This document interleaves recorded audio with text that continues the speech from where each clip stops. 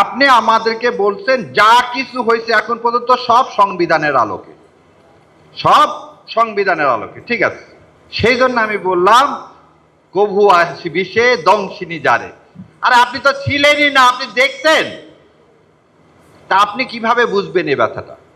সেই জন্য আপনার কাছে মনে হয়েছে কি কনস্টিটিউশনটাই, এই সংবিধানটার জন্যই হয়তো আমরা লড়াই করছি, ওই জন্য আপনি আবার গোলায় ফেলছেন। 90 সালকে আপনি কি করছেন যে এই বিপ্লবের সাথে তুলনা করতে যাচ্ছেন। আমি মাঝে মাঝে ভাবি যে বিএনপির সৌভাগ্য যে আল্লাহ আমাকে সংসদে রাখেনি, কারণ কালকে যে মিথ্যাচার করা হলেন, মিথ্যাচারটা কি? উনি বললেন যে সংসদ কি সার্বভৌম, তারা যে কোনো আইন তৈরি করতে পারে। ভাই তাই যদি পারেন কালকে সুপ্রিম কোর্ট বন্ধ করে দেন, আমরা অন্য প্রফেশনে চলে যাই। এই কনস্টিটিউশনে বলা আছে আইন বৈধ না অবৈধ এটা দেখার একমাত্র ক্ষমতা কার? সুপ্রিম কোর্টের। আপনি উঠে বলতেছেন যে না, আমরা যা বলবো সেটাই আইন, সুপ্রিম কোর্টকে। অতএব পঞ্চদশ সংশোধনের কথা বলে বেগম খালেদা জিয়া, আল্লাহ ওনাকে বেহেশত নসিব করুক, এই সংবিধান ফেলে দেওয়ার কথা যে বললেন, ওনাদের কথা ছিল পঞ্চদশ সংশোধনীতে যেসব করা হয়েছে সেই কারণে সংবিধান ফেলে দিতে বলা হয়েছে। এখন সেই সংবিধান আমরাই কি করব? আমরাই অ্যামেন্ডমেন্ট করব। আমরা সংস্কার করব না, আমরা কি করব? অ্যামেন্ডমেন্ট করব। অ্যামেন্ডমেন্ট পরিবর্তন আর সংস্কারের মধ্যে একটু পার্থক্য আছে। আবার ওনারা আবার এই পরিবর্তনটা করতে চায় কি, একটা শরীর রাখবে, মাথা রাখবে না। মাথাহীন দেহের কোনো মূল্য আছে?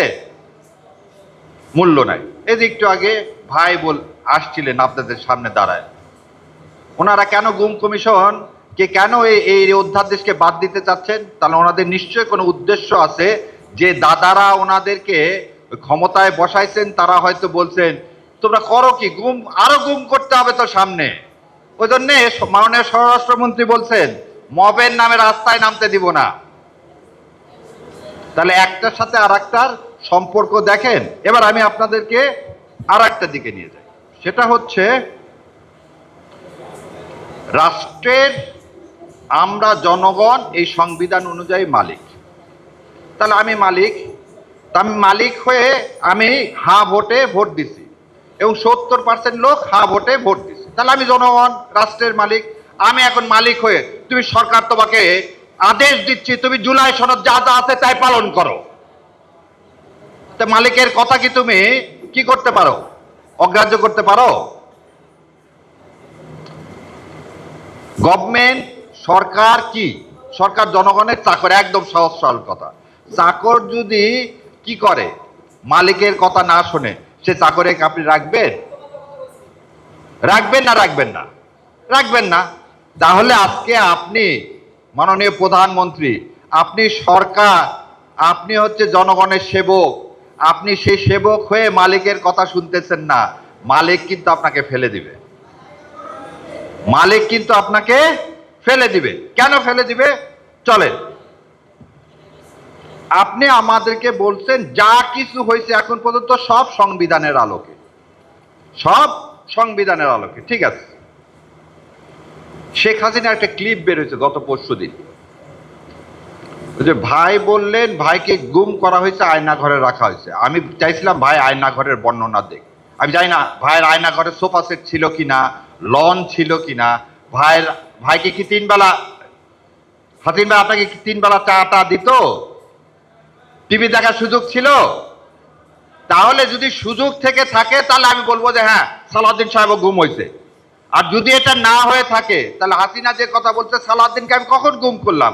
সালাউদ্দিনকে দোতলা বাড়িতে রাখলাম, সালাউদ্দিনকে দোতলা বাড়িতে। এটা শাহরিয়ার কবির আমি বলতেছি না, শেখ হাসিনা বলতেছে। তাহলে সালাউদ্দিন সাহেব কিভাবে গুম হলেন? যেভাবে কালকে মিথ্যাচার করে কিছু ছেলে পেলেকে আপনারা ছবি লাগায় জুলাই যোদ্ধা বানায় কি করছিলেন, সংসদের ওই ভিআইপি গ্যালারিতে বসাইছেন। কি তাজ্জব কথা! মানে কনস্পিরেসি একটা শেষ থাকতে হয়। ভিআইপিতে আমাদের মতো লোকেরা যায় বসবে, আপনি এক গাদা ছেলে পেলে নিয়ে গেলেন, নিয়ে যে পুলিশ দিয়ে, এবং আবার বলে দিচ্ছি আমার চোখের সামনের ঘটনা, পুলিশ দিয়ে তাদেরকে ঢুকালেন। ঢুকে আবার বললে দিলেন এই তুমি এই রোতে থাকো এই রোতে থাকো। এই যখন ওই চিফ হুইপ কথা বলতেছে পুলিশ ভিতরে দাঁড়াও দাঁড়াও দাঁড়াও সবাই সামনে যাও। এই নাটক বন্ধ করেন, এই নাটক বন্ধ করেন।